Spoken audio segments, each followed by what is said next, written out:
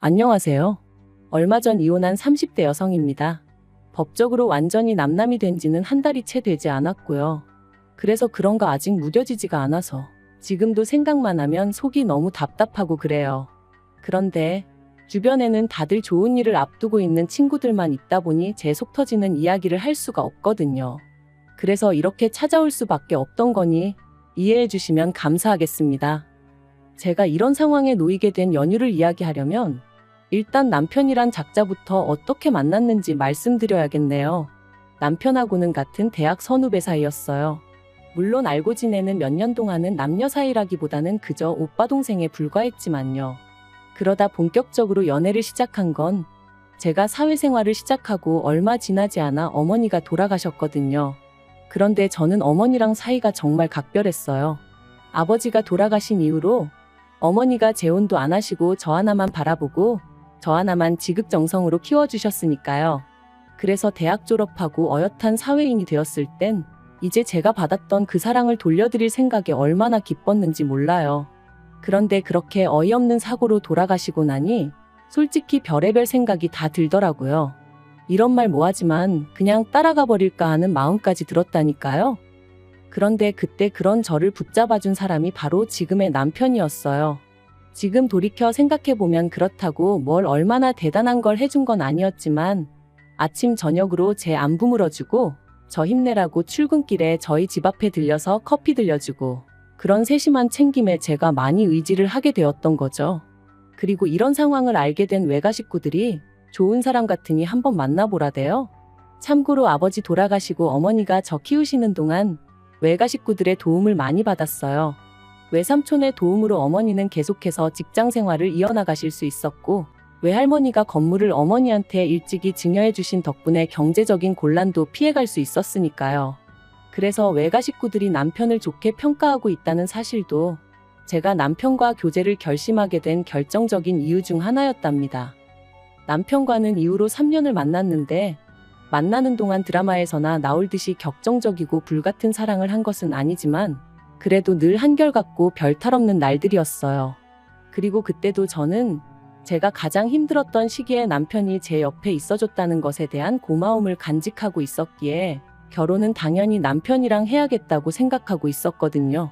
그래서 남편이 결혼하자고 했을 때 고민 없이 좋다고 했고요. 그런데 시댁에 인사를 드리러 갔던 날 솔직히 저는 여러 가지로 불편한 느낌을 받았습니다. 어머님 아버님 중 그나마 아버님은 워낙 말수도 없으셨고 그래서 잘은 모르겠지만 어머님은 아니셨어요. 남편이 말하길 이미 제 가족관계라던가 제가 처한 상황에 대해서 충분히 말씀을 드렸으니 껄끄러운 이야기는 안 해도 될 거라고 했었는데 어머님께서는 마치 아무것도 모른다는 표정으로 이것저것 저희 부모님에 대해서 물으셨으니까요. 특히나 일찍이 돌아가신 아버지에 관해서 물으실 때는 저도 생각지도 못했던 질문을 자꾸 던지셨는데 그럴 때마다 제대로 대답하지 못하는 제 자신이 얼마나 한심하게 느껴지던지요. 그리고 저희 어머니가 돌아가신 사고에 대해서 자꾸 물어보시는 것도 너무 불편했어요. 특히나 보상은 어디서 어떻게 얼마나 받았는지 그런 걸 물어보시는데 얼마나 껄끄러웠는지 몰라요.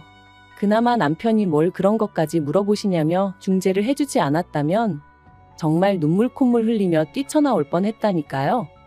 어머님은 저에게 부모님이 두 분 다 안 계시니 당신 아들은 처가가 없는 거 아니냐며 사위 대접도 못 받게 생겼다 그게 생각만 해도 속이 상한다 말씀하셨고 지금 돌이켜보면 그런 말씀을 아무렇지도 않게 하셨던 어머님이 예의가 없으셨던 건데 왜인지 그때는 제가 괜히 죄송해서 몸둘 바를 모르겠더군요.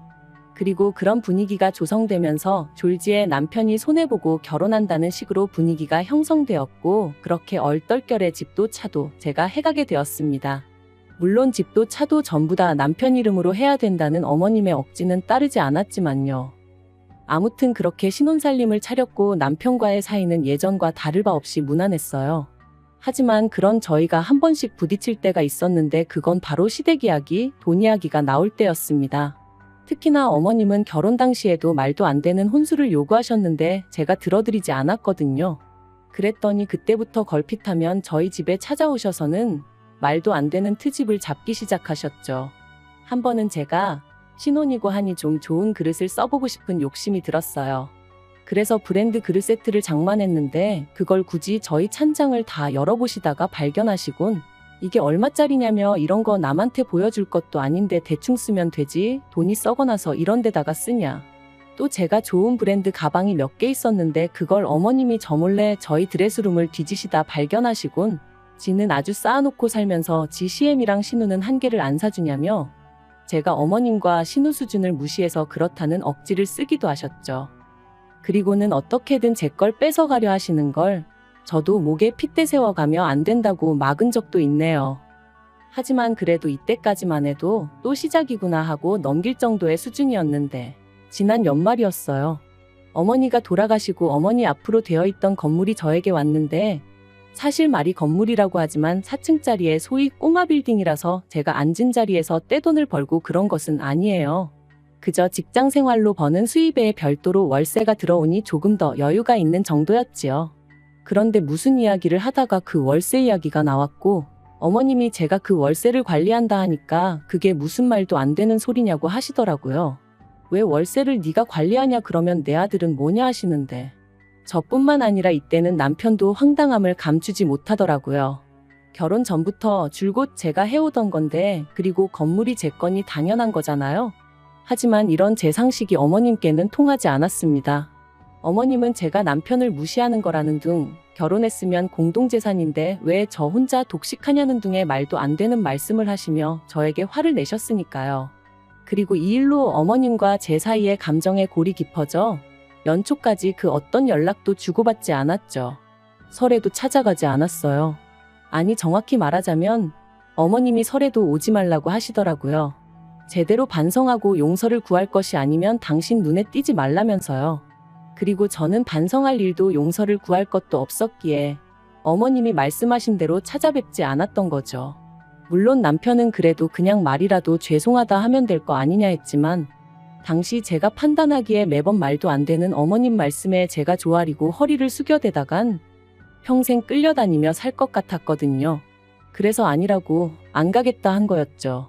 그런데 이때 저는 솔직히 남편이 제 입장을 이해해 줄 줄 알았어요. 남편 본인도 어머님이 억지를 쓰고 계시다는 건 알고 있었으니까요. 아무튼 그렇게 설 때도 찾아뵙지 않았고 한동안은 불편한 듯 편하게 살겠구나 싶었는데 4월의 마지막 주말이었어요. 평소와 다름없이 느지막이 일어나 간단히 점심 식사를 하려는 찰나였는데 현관벨이 울렸습니다. 그래서 밖을 확인하니 어머님과 신우가 와 있더라고요. 황당했지만 그렇다고 문전박대를 할 순 없었으니 얼떨결에 집 안으로 그 두 사람을 들였습니다. 그리고 집 안으로 들어오는 두 사람의 눈은 말 그대로 이것저것 훑어보느라 정신이 없었죠. 늘 그런 식이었으니 별로 놀랍지도 않았지만요. 아무튼 제가 주스 한 잔씩 따라주고는 어쩐 일로 오셨냐 물었습니다. 참고로 남편은 주말 아침마다 축구를 하러 갔기에 그때 집에 없었고요. 어머님은 주스 한 잔을 거의 원샷하듯 들이키시고는 당신이 곰곰이 생각을 해보셨다더니 말씀하시기를 제 건물 1층에서 신우랑 카페를 해야겠답니다. 당신도 집에만 있기가 갑갑하고 신우는 체력이 약해서 직장 생활은 어려워하니 이참에 두 사람이 같이 카페라도 해볼까 한다나요? 그리고 제 대답은 당연히 안 된다였어요. 일단 제 건물에는 이미 카페가 들어와 있었고 그 카페 주인은 사촌 동생이었거든요. 그렇다고 공짜로 하고 있던 것도 아니고 월세 따박따박 내가며 하고 있었고요. 하지만 어머님이랑 신우가 그 자리를 차지한다면 단언컨대 절대로 월세를 낼 사람들이 아니었어요. 가족이니 어쩌니 해가며 그냥 눌러앉을 게 뻔했죠. 그리고 카페 일이라고 성실히 할 사람들도 아니었어요. 특히 신우는 대학을 졸업한 뒤 아르바이트만 전전하며 지내는 사람이었는데 그나마 아르바이트도 한 곳에서 6개월 이상 한 적이 없었으니 아무튼 멀쩡히 장사 잘하고 있는 사촌동생을 두고 제가 그 두 사람에게 자리를 내줘야 할 이유라. 아무리 머리를 쥐어짜내도 정말 요만큼도 떠오르지 않더라고요. 그래서 안 된다고 했습니다. 그랬더니 이제 이 일로 난리가 났어요. 어머님은 저더러 너는 CM이 알기를 뭘로 알길래 이거 하라 저거 하라 하면 한 번을 내 하는 법이 없냐며 이래서 부모가 중요한 거다 가정교육이 중요한 거다 하시는데 어이가 없었죠. 그래서 저도 그럼 신우는 부모님이 두 분 다 계셔서 저러고 사냐 했더니 이제 내 딸이 뭐가 어때서 그러냐며 악을 쓰시더라고요. 그리고 이때는 저도 부모 어쩌고 하니까 솔직히 눈에 뵈는 게 없었거든요. 그래서 어머님 떨어 차라리 저한테 부탁한다고 사정이라도 하시면 모르겠는데 저한테 뭐 맡겨놓으셨냐고 뭐가 그렇게 당당하시냐고 동네 양아치도 이렇게 뻔뻔하게 돈 뺏으려 들지는 않겠다 뭐 그런 식으로 비아냥거렸네요. 사실 돈 몇 푼 가지고 유세 부리는 게 얼마나 꼴값이고 우스운 일인지 아는데 자꾸 저를 무시하고 드니까 저도 그렇게 말이 나갔던 거죠. 아무튼 그러고 나니까 어머님이 저한테 쌍욕을 퍼부으시며 신우 데리고 나가셨어요. 하지만 끝난 줄 알았던 상황은 끝이 아니었습니다. 한동안 심장이 벌렁거리고 가라앉지 않고 있었는데 생각보다 일찍 남편이 들어왔어요. 그리고는 좀 전에 어머님이랑 통화를 했다며 저더러 어머님더러 돈 없으면 납작 엎드려 기라 그랬냐는 겁니다. 어이가 없어서 당신이 아는 내가 그런 말을 할 사람이냐 그랬어요. 그랬더니 그럼 뭐 어머님이 거짓말이라도 하셨다는 거냐며 이러나 저러나 제 잘못으로 몰아갔고요. 그리고는 급기야 남편이 어머님 기분 좀 맞춰드리고 살면 안 되냐면서 어차피 저는 어머니도 안 계신데 그럼 그냥 시어머니를 어머니다 생각하고 따르면 되지 않냐고 자기 어머니 그렇게 나쁜 사람 아니네 어쩌네 하는데 정말이지 뭐라고 말을 해야 할지 모르겠던걸요. 그래서 제가 어머님은 나를 딸처럼 생각해 주시냐 물었습니다. 당신이 보기에 어머님이 신우를 대하는 거랑 나를 대하는 거랑 같아 보이냐고요. 하지만 남편은 계속해서 어머님의 잘못을 인정하지 않았고 어떻게든 오로지 제가 숙이고 들어가기만을 바랬습니다. 그러더니 급기야는 한다는 말이 그러면 앞으로 자기는 회사 월급 받아서 전부 다 시댁에 주겠다대요.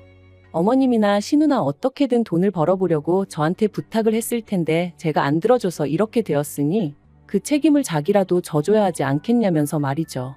그래서 그러면 그냥 이혼을 하자고 했어요.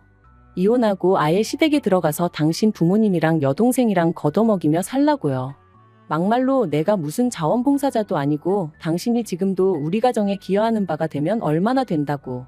그런데 이제 월급까지 안 가져오겠다 하니 그럼 내가 당신을 왜 걷어먹여야 하냐? 나 그런 취미 없다. 그러자 남편이 저더러 말하는 싸가지가 있네 없네 하더니 그대로 자기 핸드폰하고 차키 들고 나가는 거 있죠? 그래서 나갈 테면 나가라고 그리고는 저도 바로 현관 비밀번호 바꿔버렸네요. 그런데 지 잘났다고 나갈 땐 언제고 다음날 저녁이었는데 현관문 밖에서 삐리릭 소리가 나더라고요. 그래서 인터폰으로 내다보니 남편이었어요.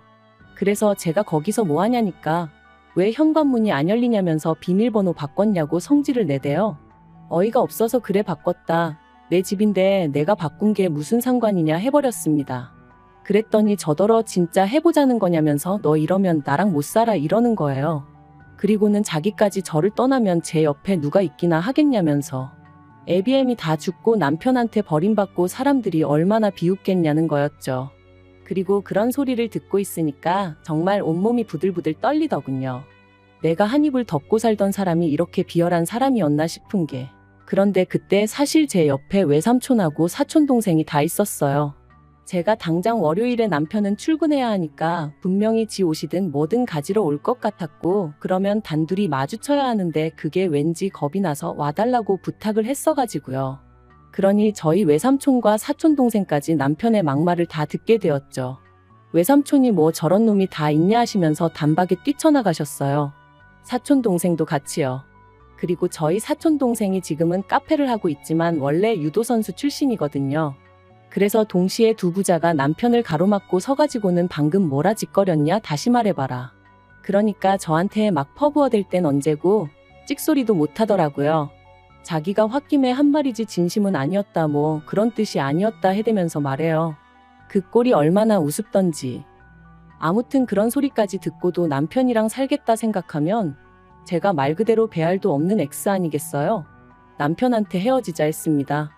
네 말대로 부모도 없지만 그렇다고 너라도 있어달라고 매달릴 만큼 나 궁하지 않다고 너 같은 건 트럭으로 갖다 줘도 싫다 그랬네요.